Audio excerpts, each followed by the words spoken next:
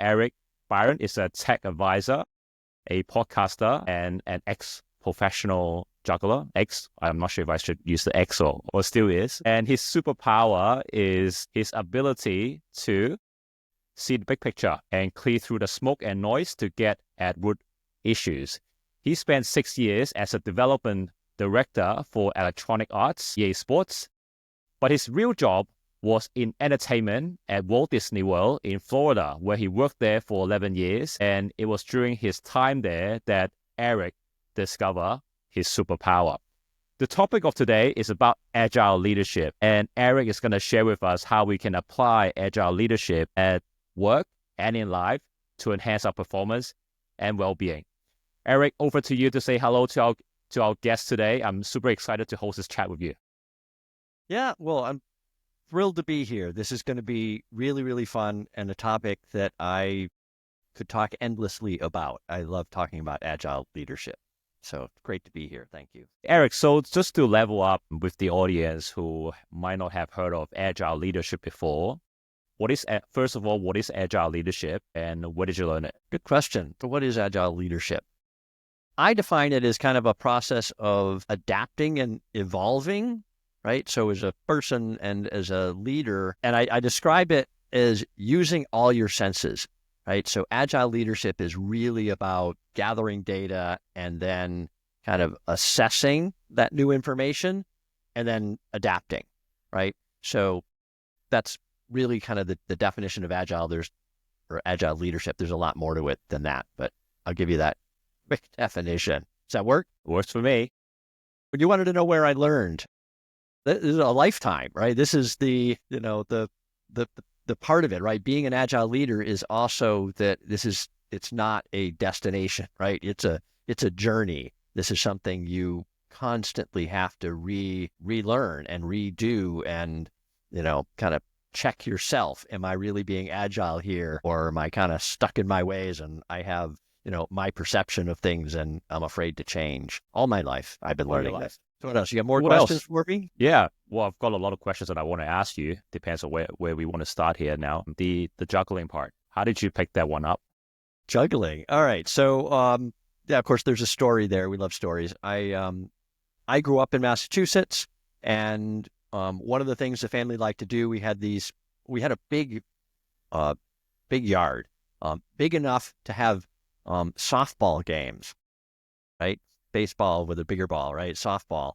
And at one of these games we were hosting at the house, a bunch of people had come over. Some man there started juggling. I don't even remember who it was, but he juggled 3 softballs. I was, I think, 11 years old, and I was just fascinated. This was just cool that he could juggle three softballs. And so I learned, we had apple trees on the farm there, and I made a lot of applesauce, teaching myself to juggle 3 apples.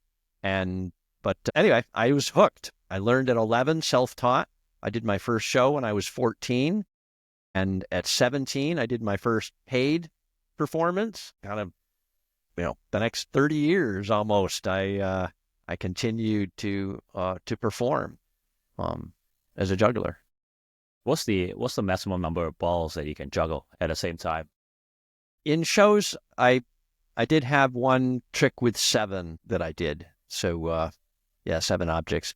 But I used to say, this is something I learned, right? And maybe this applies in some other context, but I learned that it's not about the numbers, because in kind of talking to people after I would do a show, and like I did this show and I did this build up from 5 to 6 to 7 balls.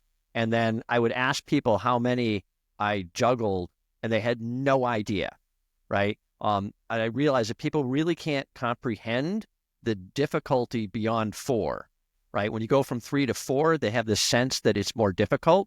But by the time you go to 5, 6, or 7, they can't comprehend anymore. There's almost no point. It's a self-fulfilling kind of thing to say, oh, I can juggle 7, but from an entertainment perspective, there's hardly any real value in it.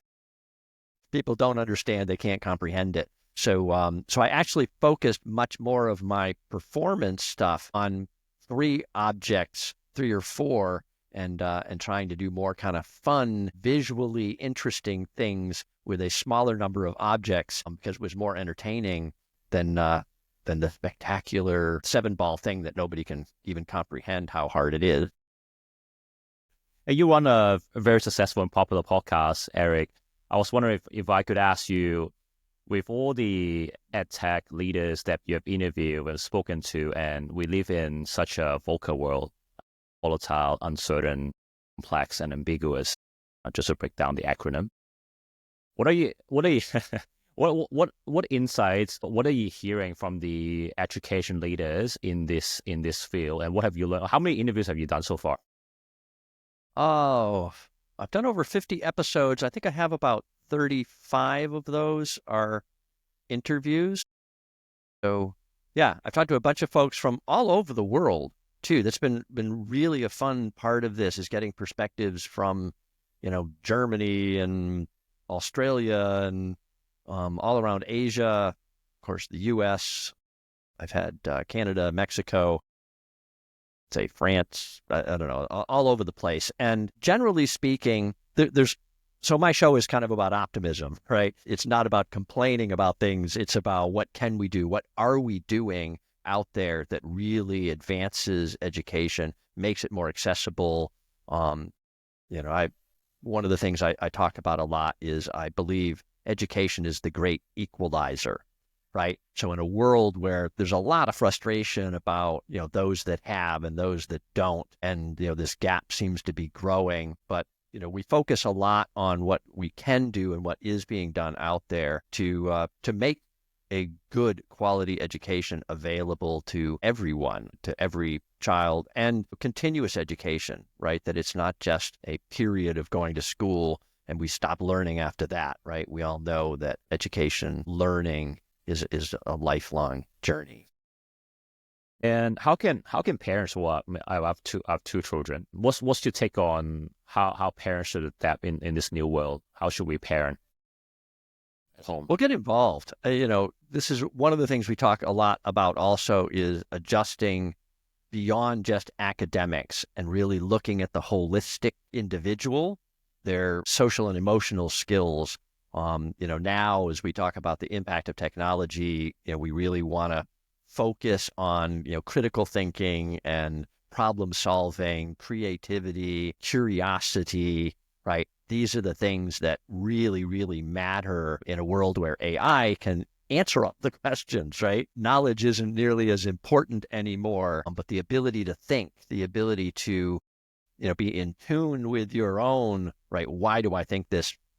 Distinguishing truth from misinformation, right? These are the skills that our young people, the earlier they start to really develop those kind of skills, cognitive skills, the better off they're going to be. Yeah. And how should we be using AI? Do you have any advice? AI is a tool. It does not replace the way we think or the way we write or the way we create, but it's a wonderful enhancement. I use it almost every day. I don't use it as much to create my content as I do sometimes to help me clarify my own thoughts on something.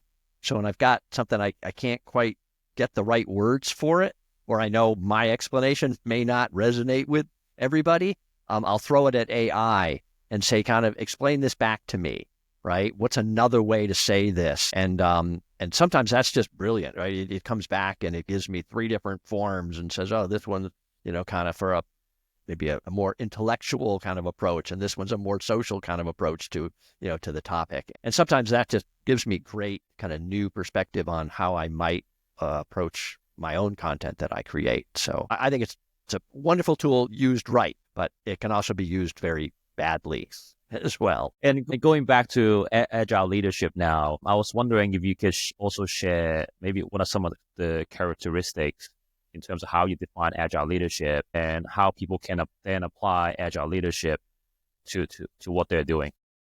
Okay. So I put together some notes. Do you want me to kind of go through my thoughts there? Yeah, of course. Yeah. And I'll shut up now. All right. It's kind of a stream of consciousness. It's easier for me to go through it in a structured approach here. All right. So first of all, kind of the way this evolved for me, right? I started out as like an Agile coach working with software development teams. And so that was a process of kind of helping those teams be, quicker, right? Rapid prototyping and themselves, right? Kind of constantly asking, reprioritizing, what do we do and why are we doing it? What might we do differently? What new information do we have now that we kind of put something out there and tested it with our users, right? So that's Agile software development, and I used to coach those teams. The more I did that, the more I began to think about Agile organizations, right? That it's not just about a project needs to be Agile, but an organization needs to be Agile. And, of course, the easy leap from there to saying, oh, well, I need to be Agile as a leader in order to lead an Agile organization. So that's kind of where the process went for me. And I really found that this resonates with people as they start to think about, what does an Agile organization look like? What does an Agile leader need to be? And so, again, a journey for me. I tend to have all the answers. And in fact, it's one of the things I say about an Agile leader. One of the very first things you'll recognize in an Agile leader is that they will openly say, I don't have all the answers. I'm constantly seeking new information here. Right? That's real agility, right? Is knowing that things are changing rapidly and I have to constantly reassess, right? What do I know? Don't I know that I should know or I need to know in order to make a decision? Okay. So I also get that, being an Agile leader is not easy, right? And it isn't just about like business decisions that we're trying to make and I need to be Agile and have more information to make business decisions. Agile leadership is really about people, right? So, and part of that is not imposing your style on people, okay? So this is something I've seen a lot of leaders do, right? They have a particular style of leadership and they make their people adapt to them. And Agile leadership kind of flips that and they look at their people, they get to know their people, their strengths, their weaknesses, and they figure out what do they need from me, right? How do I adapt to them rather than force them to adapt to me, right? Because we can't be successful in a business unless our people are successful. We're really there to make them successful, to empower them. So this is, say, a continuous journey. There's quite a bit of overlap. I think a similarity when you hear people talk about servant leadership. The distinguishment that I make there is I think that servant leadership is a little more kind of a framework of, do these things and you're a servant leader. Whereas Agile leadership to me is more dynamic. It's more of a journey and a continuous process of relearning how to be Agile. So, all right, there isn't really a formula for this. Honestly, I can't give you a checklist of these are the things you need to do and you'll be Agile, but it is a mindset and it is this recognition that I don't have the answers, that I am constantly evolving, getting better, relearning. What used to be true may not be true anymore, and I accept that, and I just have to adapt, right? It's also not necessarily about rapid decision making, unlike the kind of project example in software development where you really want to rapidly prototype and adjust. Agile leadership quite often is about recognizing that I don't have the information I need to make a decision, right? And I must go gather more information. So you defer important decisions until you have the right information to make that decision. So an Agile leader is not reckless, despite what some might view when they think about being Agile is just running at 100 miles an hour at something. And it definitely is not in my view of being an Agile leader. All right, so a couple of things I just already covered there. So gathering data, right? We're constantly trying to gather data. This is a core tenet of being Agile. I also used this phrase, I think, using all your senses. And I want to kind of re-talk about that a little bit, because for me, using all your senses doesn't mean just like being a good listener, right? I like the analogy of a cheetah, right? So if you know, a cheetah is like the fastest land animal, right? They can run unbelievably fast. But what makes a cheetah a really good hunter is the fact that they can change directions really, really quickly. So, and they do this by using all their senses, right? They're smelling, they're feeling the ground beneath their feet. They're watching their prey, run ahead of them. They're looking at the environment, right? So sometimes you'll see a cheetah actually, instead of running at their prey, they will hack and go a different lane, right? Anticipating that their prey eventually is also going to have to turn, right? So they turn first, try and get into their path. So really, really intelligent, constantly assessing much information. And this is agility, right? It's having enough information to anticipate what may happen going forward. Another point I made there early is it's about people, right? This is not just about business opportunity and, being agile as a business. Agile leadership is about people and paying attention to your people and what they need. Eric, I a mentioned, question just come. yeah, A question just came through from Connie. Connie, how are you doing? Thanks for saying hi. And you just met Connie yesterday. So Connie's yes. asking, so is agile leadership a leadership philosophy, or is it actually adopting agile principles in leading the teams? Like, we do stand up for meetings, product owners, we have backlog. What would you say to that? So it's not so much about the practices there, right? The rituals, if you will, of agile software development. It's definitely not that. It is more of a philosophy and a mindset than ritualistic approach. Okay, how do we know if we're agile? That's So that's a tough question. yeah, well, let me continue because I think there's some stuff that'll help answer that in the next part of my my little talk I prepared here. So so again, going back to my kind of notes from the first part, right? So it's a journey, right? So never think you're there, right? You're constantly going to be doing this if you're really agile. I mentioned defer decision making, right? So agile is definitely not about being reckless and knee jerk, go, go, go, go, go. We're going to make decisions, on the fly. It's definitely not that. That is not what agile leadership is about. So the next piece, though, it's really important. So you kind of ask, how do I know if I'm agile, right? So one of the things is you create a safe environment for your folks, right? So this means that people feel safe saying what needs to be said, right? They're not afraid of repercussions. They're not afraid to tell you that something went wrong or that they're afraid, right? That they see us moving in a direction that concerns them, right? People have to feel safe to give you this information, right? Your whole thing is you need information. If people won't talk to you, if they won't tell you the truth, then you kind of already in a really bad spot, right? Your organization is almost doomed if people won't tell you the things you need to hear. Okay. So this is a conscious thing. You have to really think about this. How do I make people feel safe? Okay. This is not you just tell people, oh, you're safe. You can tell me whatever you want, right? You really have to prove over time that you want to hear the truth, that you're willing to hear the truth, that you're not going to punish people for telling you the truth when it's inconvenient truth, right?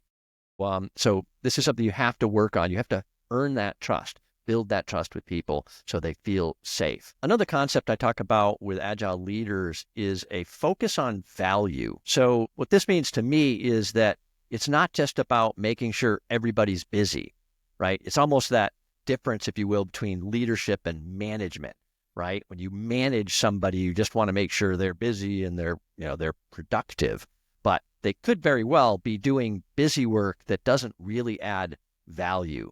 So an agile leader is very concerned about this, right? They want their people to be contributing value to the organization, which means that they're moving you forward towards a shared vision, right? An outcome that is important, right? So they know that the work they're doing is important. And this, again, all of this takes effort. You really have to spend some time and dig in and look at what are people doing, not in a micromanagement way, but again, asking those questions. What are you doing? Why are you doing it? Why are you doing that today versus something else today, right?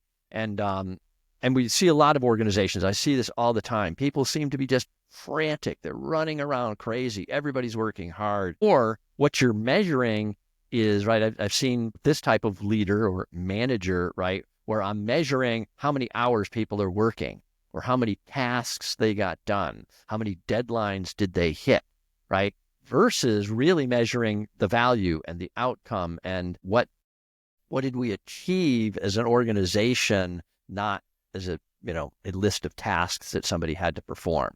Okay. So I think this is really, really important. I see way often, well, there was a phrase I heard somewhere, I think it was, you make important what you measure, right? So if you're measuring how many hours somebody works or what time they come through the door in the morning, right, to work, you're making that important versus an outcome that really adds value. So be careful what you measure. You make it important. Agility is also efficient, right? It's lean. It eliminates waste, right? So we see this on the software development side, but this is one place where it really does cross over into agile leadership, right? You don't want your people doing busy work for the sake of doing busy work, producing reports that nobody really cares about, that aren't going to drive important decisions, right? So you want to be lean and efficient and, say, focused on value. Part of what that does also, so importance to me also connotates a sense of purpose, right? Of course, we love that with TP, but so it is really, really important. And this is part of being a leader, right? And having that vision that folks can understand what we're doing and why we're doing it, where the value is, and that they can relate to it, right? That they have a connectedness to this purpose and they understand the value that their work adds, right? So I know you're familiar with it, Aaron, but Daniel Pink's book, Drive, where he makes this he distinguishes between intrinsic motivators and external motivators. And of course, purpose is one of those. But the other two are autonomy and mastery. And I think that, an agile leader also gets this, right? This is part of their observation of their people and, what you're doing and how you're doing it or why you're doing it, right? So autonomy is that kind of control I have to do what needs to be done in a way that allows me to make some decisions. So it's one thing for us to say, okay, today we got to go do this thing. This adds value. This is important. And then I don't micromanage you. I let you make decisions about how you're going to do that. So we've agreed needs to be done. It's important, but you get to decide how to do it. Okay. This is an intrinsic motivator for people. They like to have that sense of control and the ability to make kind of decisions for themselves and decide sometimes what they're going to do, but almost all the time they get to decide how they're going to do it. Now, sometimes there's standards and compliance issues and stuff. I'm not saying that doesn't exist. I'm saying give your people as much freedom to make decisions and determine how they're going to work as you can, right? Autonomy matters in terms of motivation. Mastery is another really, really important one there. People need to have a sense that they're growing, they're developing, they're learning new things. You're giving them that opportunity to advance their own skill sets and develop and learn, right? We all want to learn. An agile leader, continuous learning process, but your people also need to be learning, which also means they need to be challenged, right? So you need to give them stuff that's hard to do, stuff that pushes them a little bit. Okay. So all of this requires you kind of paying attention to who are your people. Again, what are their strengths? What are their weaknesses? And, can I give them an assignment that they really can sink their teeth into and learn something from, right? When our people develop and they get stronger, the organization is stronger, and a stronger organization can pivot more quickly, right? So that's all part of wanting to be agile is you want your people to have the skills, the resilience, the confidence to be able to change direction quickly and not get all rattled and freaked out when the organization moves, which an agile organization will. And then, of course, purpose, going back to kind of having that shared vision and people understand what they're doing, which doesn't necessarily mean, right, that you're a social enterprise or a nonprofit or charity or whatever. Any business can have a great vision that people connect to. You mentioned I worked at Disney for all those years, right? We understood what we were doing and the impact that it had on people and all these families and the kids hugging Mickey Mouse, right, in the parks. You got it. You had this sense for the importance of that and what people were getting from the product that you were delivering there. And then E, right? We were making video games and you got it, right? This was entertainment, but people were really, really into it and they wanted those games and they wanted them to be right and they didn't want them to be buggy. And so people were motivated. They had that sense of purpose, vision for what a great game would look like when we delivered it to the customers. So, okay. So autonomy, mastery, and purpose, intrinsic motivators. You want to pay attention to these things as an agile leader. Another piece is, I kind of alluded to this already, right? Embracing change. Okay, we may need to pivot. We may need to make big changes to what we're doing.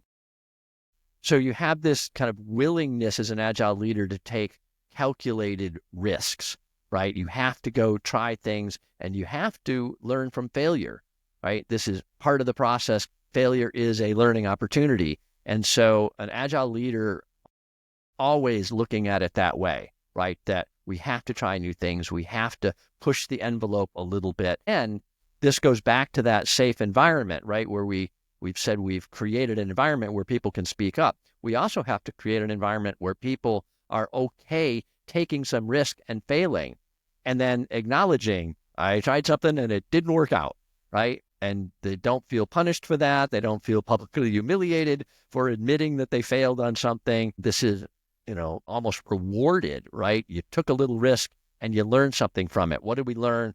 What do we do now? How do we adjust to that? In the video game industry, they had a phrase called fail fast, fail cheap, right? So this was exactly that kind of principle. Go, try something. If it doesn't work, good. We didn't invest a lot in it. We found out as quickly as possible that it isn't going to work, and that's rewarded, right? We want to find those things that aren't going to work and eliminate them so we don't waste time and energy on them.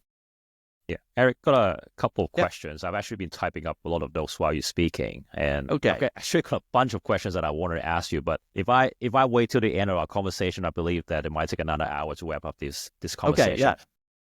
On this note about empowering, so you talk about the three elements of motivation, which are, using your term, is autonomy, mastery, and purpose. And funny enough, about a week ago, I wrote this. I wrote a post about this, and the acronyms that I use is CAR. So CAR, C stands for competence, which is your mastery.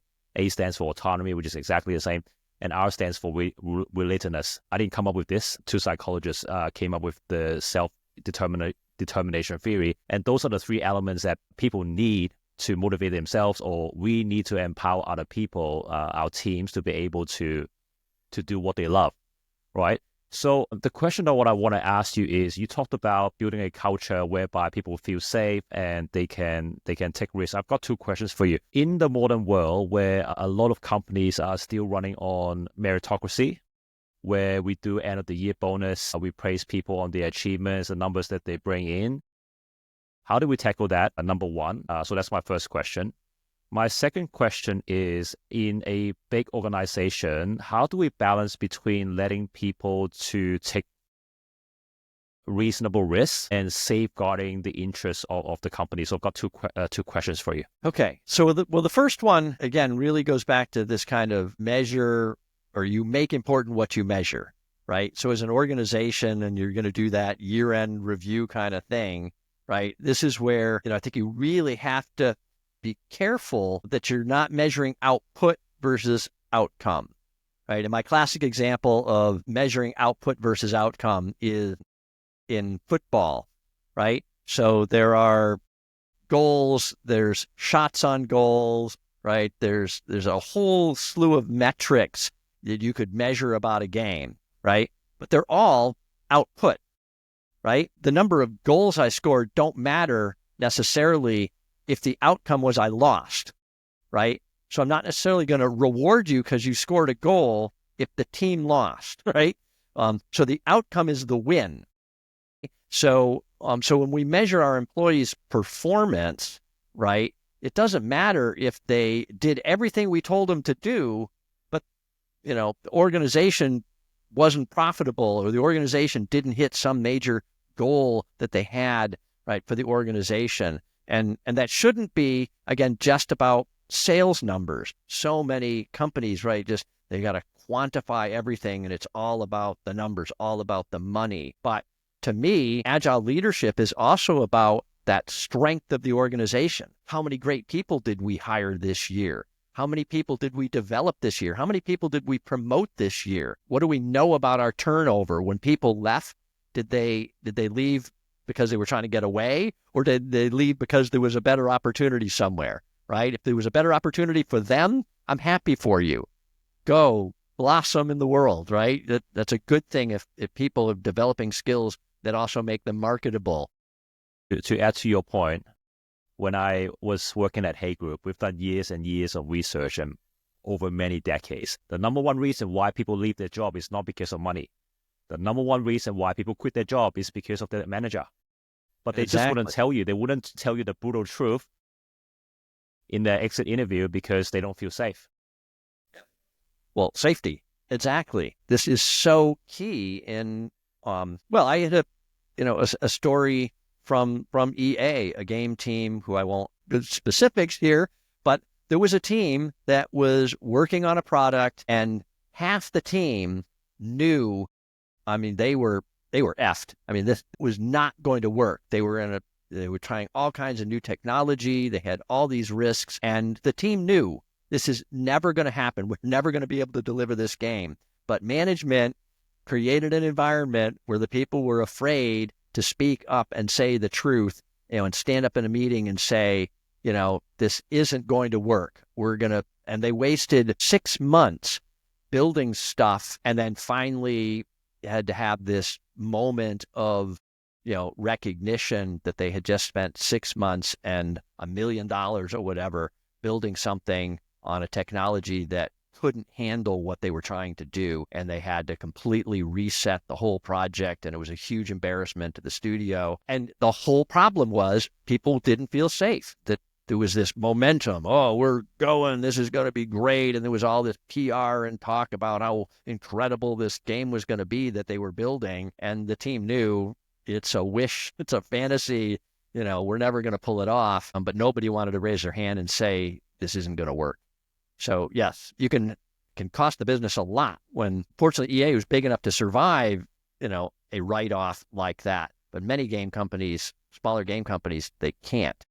You spend 6 months on something and then realize you can't pull it off. You close the doors and everybody goes home. That's interesting. Listening to your narrative just kind of painted a picture in my head. It's kind of like, you've got a team of people traveling on a boat, and some of your team members, some of your crew members realize that they're actually holes.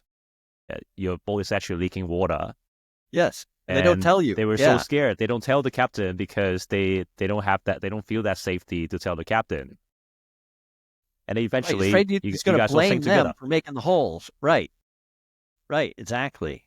So, yes, this takes skill and practice and observation and building trust with people to get them to admit, yes, the boat's leaking. We're taking on water. I love everything you said about getting data points as feedback loop and as a tool to help us try more things, and then also, but be able to use that data to interpret data to actually to use them to tell us that, okay, maybe it's time to change direction, to pivot. I want to ask you a follow-up question. How do we, like at work, if we talk about the context of work or the context of life, because we talked about feeling comfortable with the uncomfortable, basically. How do we, like as an individual, as a professional, how do we get data points about, confirming the direction that we're going at work and in life? What sort of data points would you be looking for? Well, there's so many different aspects of things, but I'm trying to think of a specific example of where, you're collecting data. Well, go back to the game development thing, because this is what I'm probably most familiar with in terms of like projects, right? So one of the things we always said was, as soon as possible, you need something that people can touch and play with, right? So you need that prototype that somebody can give you feedback on. Then, right, it's an emotional detachment that you just have to have the resilience to listen to that feedback, right? Because sometimes, you're all excited about something I'm developing, right? And I've spent 3 months developing a working prototype, and now the first people who see it go, I don't get it. Right? Nah, I don't like that. I don't want to play with that, right? Or that's not fun. And so, the temptation there is to ignore that, right? And say, they just didn't get it, right? I need to work harder on it, right? So the next round, they'll get it, right? And I spend another 3 months, and then, eventually you realize that no, the feedback's been real. This is something I imagined was going to be fun, but there's really no market for it. And, that's the danger, right? So you need to constantly, and again, it's that focus on value, right? It isn't value as a business unless somebody's willing to pay for it, right? So you've got to, as quickly as possible, have that data, right? You've got to connect with your customer, right? What is it I'm doing? And would somebody pay for it? Yeah, getting that validation is so important. And knowing whether, so I talked about 3Ps. You came to our workshop, we talked about, resilience. And I think what you just shared sort of prompted what we talked about at this resilience workshops. I believe there are 3Ps to resilience. Hopefully I remember what those 3Ps stand for. So I think the first one is about perseverance. You confirm the direction and you kind of hit a pedal and you just kind of hit go. But as you accumulate more and more data points, sometimes you might be heading a wrong direction, or you might want to explore whether there are different paths, and the data will inform you whether you need to pivot the second P. Now, if you master the first P, the perseverance and the pivoting moment, then what you're basically doing is you're preserving your energy, right? Imagine like we are like a battery bank, like you said, and we don't want to waste our energy going after the wrong. And another interesting question for you, Eric. Now, is all good and great that if we can embrace this agile, I would say self-leadership. Let's say, we want to become a better self-leader. We can embrace this agility mindset. What if we are working with somebody? What if we're working with a manager who is not agile or who doesn't embrace this, and we don't feel safe to feedback to our manager? What can we do? Boy, it's yeah, this is a hard one to kind of push upwards in an organization from below. I only ask you tough questions, Eric. So I would say to people, be the best version of yourself, but also recognize that if you're in a situation that isn't comfortable for you, you don't feel safe, right? You don't have that sense of purpose. You don't have autonomy, mastery, right? You're not getting what you need. Leave. At some point, you can't bang your head against a wall. Just make a decision yourself. Be agile yourself and say, okay, I've been collecting this data. I understand now I'm kind of hitting a wall. Let's pivot, which may mean getting another job. Now, I always advise people, though, find the other job before you quit. Don't let yourself get so frustrated that, you do the rage thing and storm out of somebody's office and now your stress level is off the charts and you're much more likely to make a bad decision on your next job and put yourself back in a situation where you've just repeated the cycle and you're now working for somebody else who's a bad manager, a hostile work environment or something. Look, I've got a page long of notes that I've actually typed up while you're speaking, and there's a lot of wisdom that you share today around. I've spent close to 20 years in the digital and business industry, and so did you. So agile to me, agility is actually in my blood. I would say agility is part of my DNA. I'm not a fan of change. And to be honest, I've had many, and many of my uncomfortable moments where I just had to embrace change because there was no other option. And it is a cliche to say that change is the only constant in life, and it is. And more so in today's world where things are changing so fast. What worked yesterday might not work today or might not work tomorrow. And what I actually got from your sharing today is I feel like what you're also saying is, sorry, I'm putting words in your mouth. I feel like the agile leadership piece is actually a way of living. It's a way of empowering ourselves to be comfortable with not having answers. It's a way to empower and to say that it is okay to fail and people will judge. But we have a very strong anchor around what we believe in, our purpose, how we want to relate to ourselves and how we want to relate to other people, and show up and ask for support if your boat is sinking. And if the environment is not empowering you to live the way that you want to live, then maybe consider a change. like you said, but at the same time, consider your runway. Don't just watch too many TV shows and just slam the door and quit your job. That's never a wise thing. So yeah. So the other comment I want to make too about being agile, and I think Connie put another message up there about how do you know if you're agile. So one of my pieces on that is you're curious. You're always curious, right? You're looking for that thing I don't know because I don't know. And so again, always assuming there's a whole other perspective on this. There's a whole bunch of information I don't know yet. And so I'm curious. I'm seeking new information all the time and not afraid, right, to find something that contradicts what I want to believe is true. That's maybe the hardest part. All right, another complex question about leading without titles, adopting organization. So let me read structure. the questions here. So from Connie, so people talked about leading without titles and adopting teal organization structure, holacracy. Actually, I actually need you to explain that. So how do you see the role of agile leadership in moving people into a structureless structure in the near future? Yeah, no, it's a good question. I don't really talk so much about agile in terms of organizational structure that much, although I am kind of a proponent for less structure, and I don't like the whole titles thing. I used to tell people, don't ever treat me like the boss. I may be, your director or whatever my title is, but I'm just another person on the team, and I have a job to do, and my job is really to make you successful.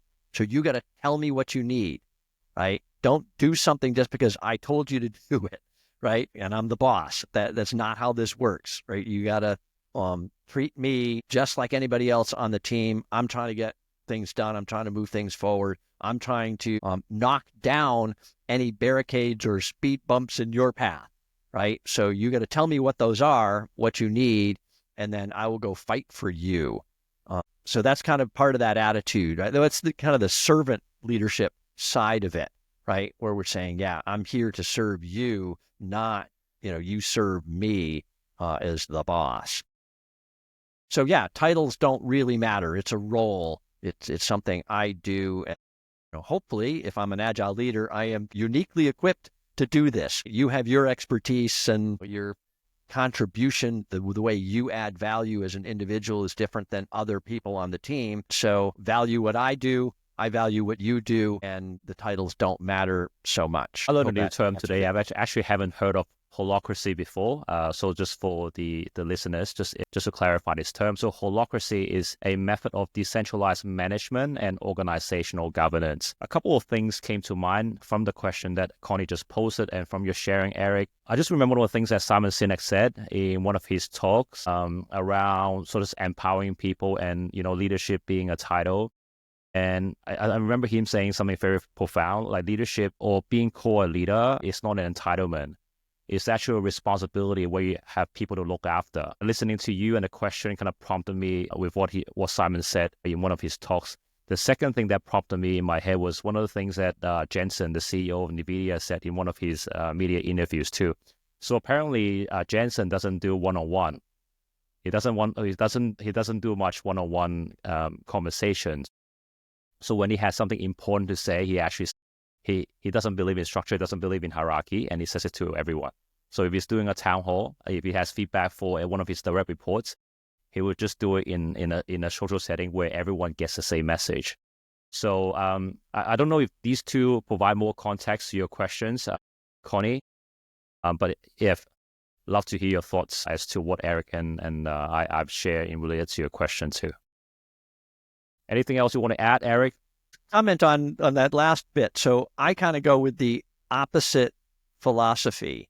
In fact, if you've ever heard of the 1 minute manager, right? I read this many, many, many years ago and managing by walking around. And this is something I used to do too. I put this into practice where I tried to really minimize group meetings. So if there was something I wanted to get out to people, I would walk around and spend 5 minutes with each of them as a conversation, right? And part of my philosophy there was, I'm looking you in the eye. I want to see your reaction to this. right? I want you to have an opportunity, not intimidated by a group setting, but I want you to tell me, how does this make you feel? What's your reaction to this? And by giving people that opportunity, and it's only a 5-minute disruption to their day, as opposed to being dragged into a 30-minute meeting, right? That's more disruptive. And, I negotiated that, right? I would kind of be wandering around and people knew, oh, Eric wants to talk to me, and I can let him know, right? When I'm clear, I've got 5 minutes now, without really disrupting my workflow, you can talk to me. And so, yeah, it might take me a day to get everybody, but anyway, it disrupted them less and gave them that opportunity to really communicate with me about how they feel about something. Now, if it's a big announcement, it's a really big shared thing, major pivot going on. Yeah, you're going to have a group meeting. You want to have people be able to discuss and provide feedback and openly debate, or maybe even contribute to a decision, right? Instead of announcing a decision is made, you call a meeting, you have everybody together and you go, here's what I'm kind of thinking, I'm seeing data that says we should go do this instead of doing what we've been doing. What do you guys think? That's agile leadership, right? Bringing people into, you still got to make the decision at the end of the day, but people feel like they've had input and they were listened to. Yeah. Kind of like what we're doing today and what I always do to you, Eric. So whenever I have questions, I ping you and I ping Connie. And as I said at the start of the conversation today, for the last 4 weeks, we've been doing webinars on Zoom. And today we're doing the live for the first time just to get data and see how we can make this more impactful and trying more things, trying different things, getting data points, but at the same time, not letting our ego tell us that it's not okay to fail. I fail every day. Something, yeah. It's a way of life for me. Yeah. Well, failing is progressive. Rather, like if I look at my past life, I have learned nothing from achievements and success.